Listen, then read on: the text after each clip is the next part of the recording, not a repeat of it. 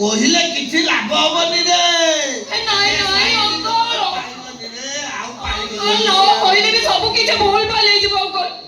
ସତ କହୁଛି ଅଙ୍କଲ, ମୁଁ ଯଦି ସେ ଶାଢ଼ୀଟାକୁ ନ ପାଇଲ ତାହେଲେ ମୁଁ ସୁଇସାଇଡ୍ କରିଦେବି। ଓ ମୋ ଝୁଅ କାହିଁ ସୁଇସାଇଡ୍ କରିବ?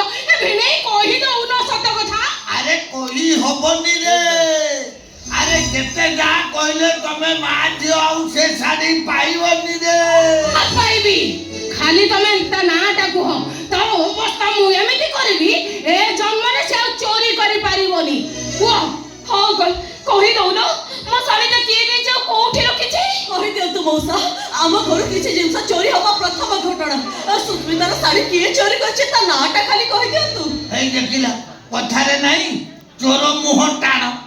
আরে সে ভাবুছি যেতেবেলে শাড়িটা ঘরু বেগরে ভর্তি করে বাহারକୁ নেলা তাকু কেই দেখি না। ভিণেই আড়ু সাড়ু কাহিଁକି ଗପୁଛ? ସିଧା ସିଧା ତା ନାଟା କୁହ। সিধা সিধা কইবাকু বলে সে শাড়িটা ଆଉ কেই নেই নাহাନ୍ତି। সে শাড়িটাকু চোরি করছি এই শ্রদ্ধা।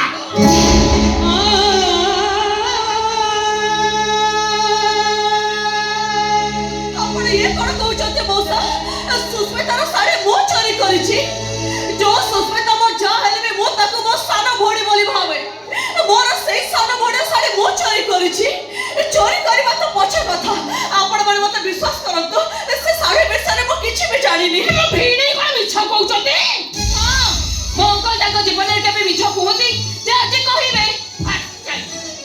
ফার্স্ট টাইম তো যা জীব তা মিছুয়া বলি কইলি। हां মু মরি দিবি পছে হেলে মিছ কই পারিবি না। आपण मिछ न कहि पारंती, मु किंतु सत कहूछि से शाड़ी बिषय मु किछि भी जानिनी। ସେ ଜାଣିନୁ ଯେ ଚୋରି କରେ ସେ କଣ ନିଜେ କୁହେ ମୁଁ ଚୋରି କରିଛି ବୋଲି?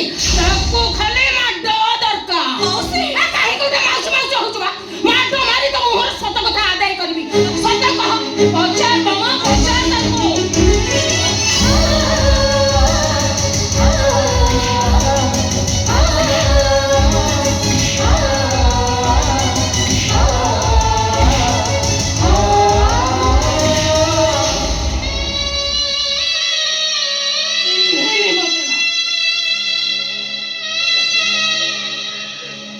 মাউসী মো বাহাঘর 17 বর্ষ ভিতরে যে শ্রদ্ধাকে মু টাণ করি কথা মতে কই নଥିଲି আপন তাকে মার মাইলে গোইঠা মারলে মো শ্রদ্ধাকে আপন মো শ্রদ্ধা পিটিকি গোইঠা মারলেনি যে মো ছাতিକୁ ହାତୁଡ଼ିରେ ପିଟିଲେ।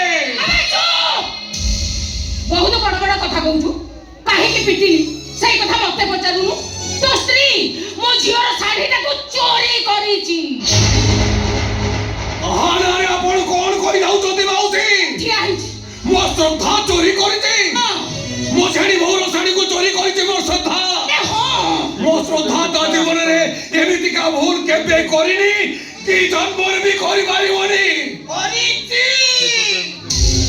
তো স্ত্রী শাড়ি চোরি করিছি মো নিজ আখিরে মু দেখিছি। বড় আখি খরাপ এই বারতি আপন জଣେ ଅନ୍ଧ ହେଲେ ମୁଁ ନିଶ୍ଚିତ ଯେ ଆପଣ ଜଣେ ପାଗଳ। কইব କଣ ମୁଁ ପାଗଳ? ଯଦି ଆପଣଙ୍କ ମୁଣ୍ଡ ଠିକ ଥାନ୍ତା ତାହେଲେ ମୋ ନୂଆ ମୁଁ କେବେ ଆପଣ ଚୋରି ବୋଲି କହିନଥାନ୍ତି। ସୁବେଦୁ ତମେ ଜମା ପାଇଁ 30,000 ଟଙ୍କାର ଶାଢ଼ୀଟା ଆଣିନଥିଲ। ସେଇ ଶାଢ଼ୀଟାକୁ ବା ତମେ ନୂଆକୁ ନେଇ ବିକ୍ରି କରିଦେଇଛନ୍ତି। ଆଚ୍ଛା କାହିଁକି ବିକ୍ରି କରିଛନ୍ତି? ଏଇଥିପାଇଁ ବିକ୍ରି କଲେ ଯେ ମୁଁ ଏତେ ଟଙ୍କାର ଶାଢ଼ୀ ପିନ୍ଧିବି ଦେଖି ସେ ସହିପାରିଲେନି। ସେଥିପାଇଁ କାହାରୁ କିଛି ନ ଜଣେଇ ମୋରି ଶାଢ଼ୀଟାକୁ ନେଇ ବିକ୍ରି କରିଦେଲେ। ଯଦି ବିକ୍ରି କରିଛନ୍ତି ଖୁବ୍ ଭଲ କରିଛନ୍ତି। ହଁ କହିଲ, କଣ କହିଲ ତମେ? ଦେଖିଲ ତମେ କିଏ? ଜ୍ୱାଇଁ ପୁଅ ତମେ କାହାକୁ କଣ କହୁଛ କିଛି ଚିନ୍ତା କରି ପାରୁଛନ୍ତି? ହେଲେ ମୋ ଝିଅ ପରା ତମ ସ୍ତ୍ରୀର ଶାଢ଼ୀଟା ଚୋରି ହେଇଛି।